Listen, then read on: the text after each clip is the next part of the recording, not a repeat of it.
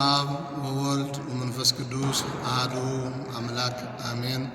ዘላለም ሥላሴ እንኳን ለአጋዕዝተ ዓለም ቅድስት ሥላሴ በዓል በሰላም በጤና በሕይወት አደረሳችሁ።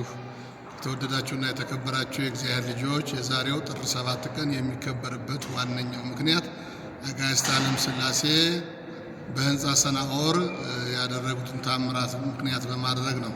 ኑ ንረድ ወንካው ነገሮሙ ለከለዳውያን፣ ኑ የባቢሎናውያን ቋንቋቸውን እንደባልቅ። እንግዲህ ይህ ታሪክ የሚያስረዳው ከማያይ ከጥፋት ውሃ በኋላ የሰው ልጆች እየበዙ ሄዱ። እናም ደግሞ በመካከለኛው ምስራቅ ሁላችንም እንደምናውቀው ከነገደ ካም የሆነ ናምሩድ የሚባል ኃያል ሰው ተነሳ።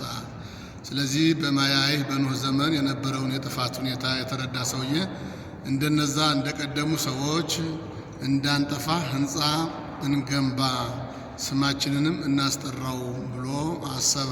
ስለዚህ ሕንፃ ግንባታ ጀመሩ። የሕንፃውም ከፍታ 534 ሜትር ከ2 ስንዝር ነበረ። በዚህም ጊዜ በፀሐይ እስከ ማብሰል ደርሰዋል። ሰይጣንም በምትሃት እያንዳንዳቸውን አሁን አብን ወጋ ነው፣ አሁን ደግሞ ወልድን ወጋ ነው፣ አሁን መንፈስ ቅዱስ ወጋ ነው፣ አሁን ሰራተኛውን ወጋ ነው፣ አሁን ቢትወደዱን ወጋ ነው እያሉ በምትሃት በፀሐይ አብስለው እስኪመገቡ ድረስ በምትሃትም እየመሰለ ሰይጣን ሲጫወትባቸው ሥላሴ አይተው ኑ ንረድ ወንካው ነገሮሙ ለከለዳውያን፣ ኑ እንውረድ ቋንቋቸውን እንደባልቅ ብለው ሥላሴ አሰቡ። የሰው ልጅ በኃጢአት እንዳይጎዳ በክፋት እንዳይጎዳ እንዲሁም ሰው ዓለም ሁሉ በአንድ ቋንቋ እየተግባባ እግዚአብሔርን ለማገልገል ፈቃደኛ ባለመሆኑ ምክንያት ቋንቋቸው ተደባልቋል። ዝሩት ባቢሎን ማለት የተደበላለቀ የተበተነ ማለት ነው።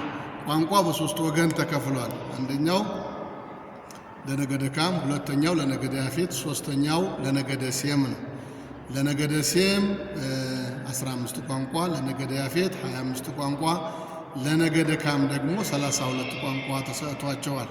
ስለዚህ ቋንቋቸው በመደባለቁ ምክንያት አንደኛው ጭቃ አምጣ ሲለው ሌላኛው እሳት ያመጣል፣ እሳት አምጣ ሲለው ደግሞ ውሃ ያመጣል፣ ውሃ አምጣ ሲለው ድንጋይ ያቀርባል ያመጣል ማለት ነው። ቋንቋቸው ተዘበራረቀ፣ ተደበላለቀ። ስለዚህ ባቢሎን ማለት የተዘራ የተበተነ የተደበላለቀ ማለት ነው። 32ንና 25ን እንዲሁም ደግሞ 15ን ስንደምረው 72 ቋንቋ ይሆናል ማለት ነው። እንግዲህ በባቢሎን 72 ቋንቋ ወርዶላቸዋል ማለት ነው። ቋንቋን ደግሞ ባቢሎናዊ አድርገን ስንጠቀመው መለያየትን፣ አለመግባባትን፣ መተቻቸትን፣ መናናቅን፣ አንዱ የሚለውን ትቶ ሌላ የሚለውን ማድረግ ነው። ኢየሩሳሌማዊ አድርገን ስንመለከተው ደግሞ ለሐዋርያት አባቶቻችን እሑድ በ3 ሰዓት በቅዱስ ጴጥሮስ ረደ መንፈስ ቅዱስን ባገኙ ጊዜ ጸጋ መንፈስ ቅዱስ በወረደላቸው ጊዜ ምስጢር ተገልጦላቸዋል። ንስሐን፣ ስርየተ ኃጢአትን፣ ተስፋ መንግሥተ ሰማያትን አግኝተውበታል ማለት ነው። የተወደዳችሁና የተከበራችሁ ቋንቋን እንግዲህ የገለጠው እግዚአብሔር መሆኑ የመጀመሪያ ቋንቋ መውረድ በኃጢአትና በመለያየት ምክንያት ነው። ሁለተኛው ደግሞ ለሰው ሁሉ መዳን ቋንቋ አስፈላጊ መሆኑ ነው። የቋንቋ አስገኙ እግዚአብሔር መሆኑ ነው። በቋንቋ ሰው በቋንቋው በጎ ከሰራበት መልካም ካደረገበት የሚጸድቅበት ተስፋ መንግሥተ ሰማያት የሚወርስበት ነው። ክፉ ካደረገበት ደግሞ የሚኮነንበት ነው።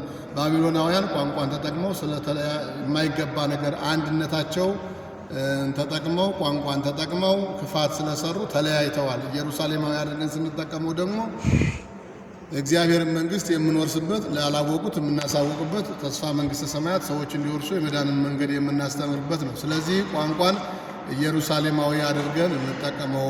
የመንፈስ ቅዱስ ቃል መናገር አድርገን እንጠቀመው። ለንስሐ፣ ለስርየተ ኃጢአት፣ ለአንድነት፣ ለህብረት፣ ለመስማማት፣ ለወንድማማችነት፣ ለእህትማማችነት፣ መንፈሳዊ አገልግሎትን ለማቃናት፣ በጎ ነገርን ለመናገር አድርገን እንጠቀመው። ለወንድሞች መክሰሻ፣ ለበደል መፈለጊያ አድርገን ሰዎችን ቋንቋን ተጠቅመን እንዳንበድል አደራ እንላለን።